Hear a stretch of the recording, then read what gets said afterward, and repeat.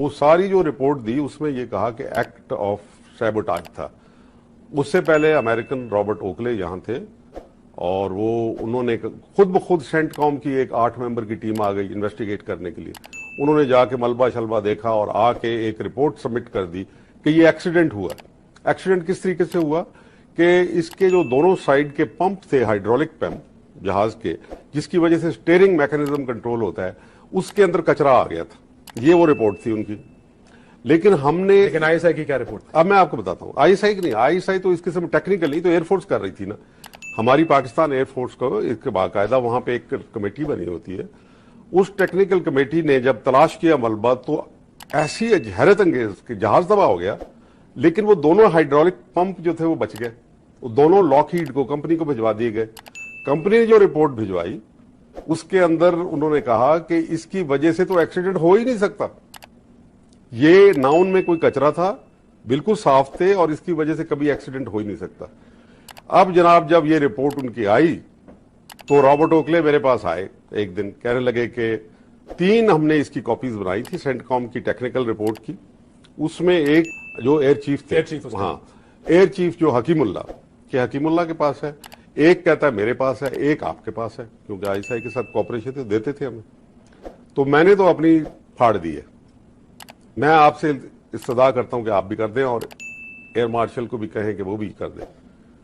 तो मैंने कहा कि नहीं, ये नहीं हो सकता, यही तो एक एविडेंस है हमारे पास। आपने क्यों कहा है कि इट वॉज एक्सीडेंट, यानी अमरीकी इसको एक्सीडेंट कह रहे थे। हाँ, अब वो रिपोर्ट लगी हुई है उसके अंदर, आप मंगवाएं उसके अंदर जो तो पाकिस्तान क्यों नहीं इन्वेस्टिगेट कर सका? अपने आर्मी चीफ या फौज करती, जाहिर आपका आर्मी चीफ भी गया, देखिए बात यह है कि क्या वजह कि फौज ने इन्वेस्टिगेट नहीं किया? He was president of Pakistan. ये सवाल तो आप जनरल बेग से पूछ सकते हैं, मेरे रेलिवेंट नहीं है। लेकिन जो मेरा अपना गुमान यही है कि उन्होंने उस वक्त ये फैसला किया। जनरल बेग मिले हुए थे इस मामले में?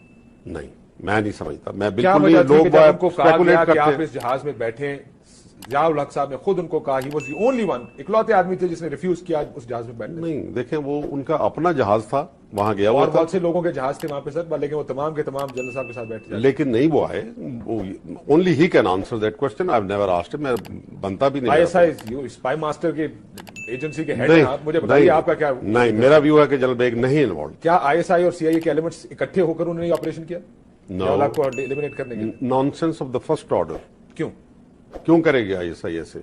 Ambitious लोग थे such a blemish on the ISI. I don't know how you say this. Ambitious लोग थे ये, जो जिन लोगों के वालिदैन उस जहाज में मारे गए, उनका ये मानना है कि इसमें फौज के लोग मुलव्वस थे, क्योंकि जो बाद में इन्वेस्टिगेशन फौज की तरफ से नहीं की गई और जिस तरीके से इसको साइड ट्रैक किया गया, उनका ख्याल है कि सारे मिले हुए। हर एक आदमी को हक है अपनी ओपिनियन दे। मैं तो इसीलिए कह रहा हूं ना कि क्यों इसको इंक्वायरी को बंद कर दिया गया। कैनेडी मारा गया तो कैनेडी की तो आज तक भी चलती रही है, आज अभी भी इन्वेस्टिगेशन हो रही है। जब बेनजीर हुकूमत आई, ये फैसले फौज करती है और फौज जब आप सुनते जाइए ना, आप सुन तो ले, जरा मेरी बात भी करने दें। डू आई हैव और यू आर गोइंग टू इंडाइट मी? मैं तो आईएसआई को भी इंडाइट करेंगे, आप आर्मी को भी इंडाइट करेंगे, इतना बड़े इल्जाम लगाएंगे और फिर जवाब भी नहीं देने देंगे। This is not fair. जवाब ये है कि बेनजीर साहिबा ने क्यों बंद करवा दी वो, कि एक्ट ऑफ गॉड है था ये। Why was this? अब बात है, देख लीजिए मिनिस्ट्री ऑफ डिफेंस पे पड़ी हुई है। और बंदयाल कमीशन रिपोर्ट से जो लीड्स मिली थी, डेवलप की गई थी, वो सारी की सारी लीड्स को यकसर खत्म कर दिया गया। किस लिए किया गया? बेनजीर के पास इख्तियार था ये? बिल्कुल, she was the prime minister, उनके पास इख्तियार। How effective a prime minister was Benazir Bhutto? कितना इख्तियार था बेनजीर भुट्टो के पास? वो जितना बताते हैं उसके पहले जो उन्होंने कॉम्प्रोमाइज किए, जो फॉरेन मिनिस्ट्री के ऊपर किया या अफगानिस्तान के ऊपर किया, उसके बाद बिल्कुल बाख्तियार थी। ये जो तस्वर है ना वो देते हैं, इंडियंस की तरफ से आता है कि उन्होंने कुछ वादे शायद किए होंगे उन्होंने, लेकिन मेरा नहीं ख्याल कि उनका वादों के ऊपर अमल करने का कोई इरादा था। बेनजीर भुट्टो को कितना इख्तियार दिया गया? चले आइए इस पे आ जाते हैं। आईजीआई आपने बनाई? जी बनाई थी। क्यों बनाई?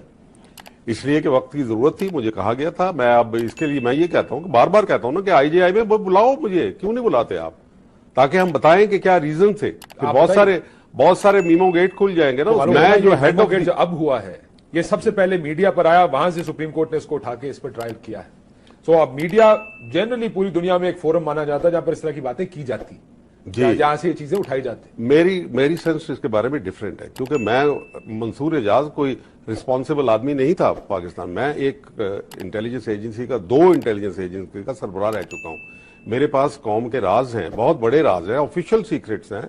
मेरी सरकारी जिम्मेदारी और मेरी मॉरल रिस्पॉन्सिबिलिटी है कि मैं वो किसी जगह जहां पे कोई इसका रिजल्ट निकलना हो, अब मैं काशिफ अब्बासी को बता दें, सारे राज बताने बैठ जाऊं, don't expect this from me. Responsible आदमी के बयान पर जनरल साहब सुप्रीम कोर्ट 9 रुकनी बेंच बनाकर उसके ऊपर हियरिंग शुरू कर सकता है, तो एक जनरल हमीद गुल जो 2 एजेंसियों को हेड कर चुके हैं, उनके बयान पे नहीं जी, यहाँ पे पहले उसको एग्जामिन किया गया एविडेंस को, वहां पे प्राइम मिनिस्टर और प्रेसिडेंट और आर्मी चीफ, और उनके बाद उन्होंने क्वेश्चन किया।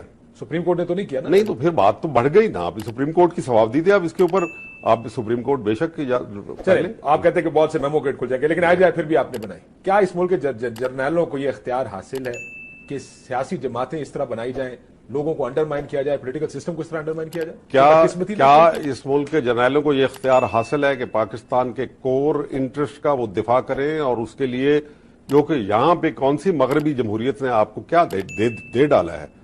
जो अमेरिका की जमहूरियत चल रही है, अमेरिका का कंट्रोल चल रहा है यहां पे, और हमेशा हम अमेरिका के एजेंडे को रेजिस्ट करते आए हैं, आज भी कर रहे हैं, उस वक्त भी कर रहे थे। लेकिन जिस आदमी ने अमेरिका को सफेद हाथी कहा था, उसको तो लटका दिया आप लोगों ने जी, Bhutto. That was a politics. मैं उसके साथ उसमें नहीं जाना चाहता, बिकॉज मैंने इसको कभी एक अच्छा एक्ट नहीं समझा। आई हैव नेवर इसको कंडोन नहीं करने के लिए तैयार। वो ज़िया-उल-हक साहब जाने, वो चले गए, रुखसत हो गए, भुट्टो साहब चले गए। सो आईजीआई बनाने का मकसद बेनजीर भुट्टो को कंट्रोल करना? नो सर, अमेरिकन एजेंडा को ब्लॉक करना था। अब इसकी तफसील में मैं नहीं जाऊंगा, लेकिन कल भी वही एजेंडा था और आज भी अमेरिका का वही एजेंडा है। आप ये नहीं कह रहे कि अमेरिकी एजेंडा था बेनजीर भुट्टो का? नहीं, वो क्योंकि देखें, ये पॉलिटिशियन, मुझे खुद ओकले कहा करता था, पॉलिटिशियन कुछ डील करके आते हैं, but they can not honour their deals, क्योंकि उनको फिर दीवार मिलती है सामने, फिर वो डील को ऑनर नहीं कर सकते। तो ये बात थी। मैं किसी को इल्जाम नहीं देता, लेकिन अमेरिका की ख्वाहिश है। आखिर ज़िया-उल-हक को क्यों उड़ाया उन्होंने? क्योंकि मैं बिल्कुल कन्विंस्ड हूं कि अमेरिका ने किया सर। लेकिन ये आपकी जनरल हमीद गुल की सोच है ना जी हाँ, कि अमेरिकन एजेंडा था, ज़िया-उल-हक को अमेरिका ने उड़ाया। नहीं, ये तो आपका एजेंडा, जो आपकी सोच। सारे जो बड़े थे वहां पे, मैं तो मेजर जनरल था, मेजर जनरल के पास इतने इख्तियार होते थे, लेकिन मैं किसी का और काम नहीं। मुझे कहा गया था कि ठीक है, मैं तैयार हूं इसके लिए। अब ये तो किसने कहा? General assembly? I will not name anybody. मैं हूं, जब मैं कह रहा हूं आई ओन इट, मैं ये कहता हूं कि खोले, आए ट्रायल करें। लेकिन बार बार मैं 1000 दफा 20 साल से यही बात कह रहा हूं, और 20 साल से मुझे हमीद गुल एक रह गया आदमी जिसको आप करेंगे। आप बाकी चीज भी करें। क्या IJIM उसके बाद नहीं बनी या उससे पहले नहीं बनती रही? लेकिन फौज ने पहली दफा बनाई ना, पैसे देकर सियासतदानों को इकट्ठा करके। क्या फौज ने बाद में नहीं बनाई? क्या नहीं हुआ? जी, बहुत कुछ होता है बाबा, क्योंकि एक रोल है, किरदार रहा है। अयूब खान से लेके, उसके बाद से लेके ISI 1948 में बनी थी, और फिर उसके बाद आप देखें क्या हुआ। 48 से लेके 58 की पॉलिटिकल हिस्ट्री देख लें, फिर उसके बाद मार्शल लॉ आ गया, 10 साल वो रहा, फिर उसके बाद वो हिकअप्स आते रहे। सारी चीजें अगर आप देखें, उस पस मंजर में देखेंगे, तो फौज का एक किरदार रहा है। अभी है ना वो किरदार नहीं, तो फौज का सियासत में क्या काम? वहां ये फौज का सियासत में बिल्कुल नहीं काम है, सियासत है। लेकिन कहा जाता है कि इंडिया के टैंकों पे चढ़ के आएंगे, कहा जाता है गुलाम मुस्तफा करने। हाँ, अब भी लोगों के एविडेंस आ रहे हैं, उनके अपने लोग बोल रहे हैं कि कहा गया कि मुल्क तोड़ने में हम किरदार अदा करेंगे। ये सारी चीजें चलती हैं, ये भी पॉलिटिशियंस ही होते हैं। लेकिन याहिया खान ने भी तो मुल्क तोड़ा ना जी, उसको तो आपने कुछ नहीं कहा। जर्नैलों के हाथों से कुछ नहीं हुआ इसमें। मैं I don't speak for any general or institution. Military, this is military. आप पॉलिटिशियंस को इल्जाम दे रहे हैं? नहीं, आप मिलिट्री को साथ रखें। मिलिट्री को साथ रखें, लेकिन मिलिट्री की जो मिस्टेक्स थी वो और तरह की थी। यानी उन्होंने इक़्तिदार को क्यों संभाला जबकि वो चला नहीं सकते। I have always held this opinion कि उनकी पॉलिटिकल एजुकेशन ही नहीं होती, although they have a political role, लेकिन उनकी कोई political education, they mess up thing. लेकिन परवेज मुशर्रफ साहब अगर अमेरिका के साथ चले, वो हमारे लिए काबिल कबूल है, क्योंकि फौजी हैं। किसने कहा मेरे लिए काबिल कबूल नहीं? मैं तो बाकी फौज के लिए तो काबिल कबूल। तुम आप फौज से पूछे, मेरे से क्यों पूछते हैं आप ये बात? लेकिन बेनजीर भुट्टो काबिल कबूल नहीं होगी। नहीं, बेनजीर भुट्टो का जो एजेंडा है, ये टसल रही है मुख्तलिफ अदवार में, मुख्तलिफ तरीके से ये सारी बात होती है। ये ऐसे नहीं हो सकता कि एक सिटिंग में, एक मीडिया की गुफ्तगू में ये सारी चीज वाज़ेह हो जाए, ऐसे नहीं हो सकता। क्या 1988 के इलेक्शन में धांधली की आप लोग? 1988 के इलेक्शन में नो, आईजीआई बनाने के अलावा कोई वो चीज़ प्रीपोल रिगिंग नहीं थी, आ जाए बनाना, नो, नॉट एट ऑल। ये धांधली होती है। प्रीपोल वही था कि भाई कॉम्बिनेशन जो बनाया वो मैंने कबूल किया, लेकिन उसके बाद के ये जी पैसे दिए या ये किया, ये बात गलत है। कोई नहीं, उसके बाद बेनजीर भुट्टो की हुकूमत को चलने नहीं दिया, फोन टेप करने, फाइलें गायब करनी, ये मैंने सब नहीं उसके किया, साथ होता रहा। बिल्कुल नहीं, झूठ है ये, झूठ है, कोई उसका फोन टैप नहीं हुआ। लेकिन ब्रिगेडियर इम्तियाज जो टेप किया करते थे, उन्होंने आपके ऊपर इल्जाम लगाया।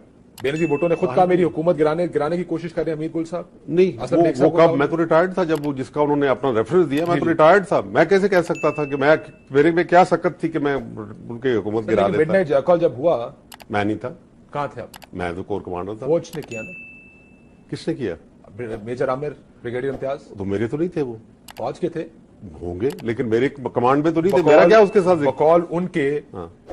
के chief of the army staff general Mirza Aslam Beg of the time wanted to end government due to some issues. उनको एक पता साल होगा, के अंदर अंदर मेरे- और 1.5 साल में हुकूमत घर भेज दी गई।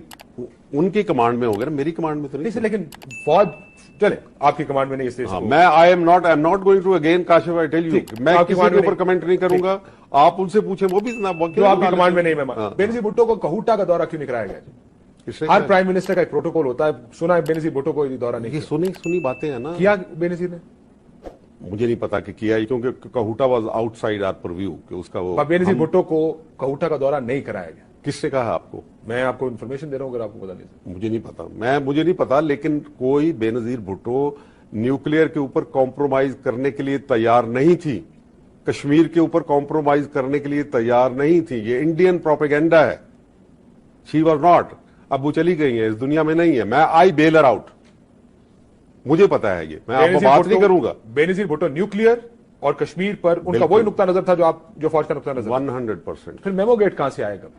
फिर उन्होंने किया क्या? फिर वो क्या कर सकती थी? नहीं, देखें एक सस्पेशन होता है, क्योंकि उन्होंने तो चार्टर दिया होता ना, अपना मैंडेट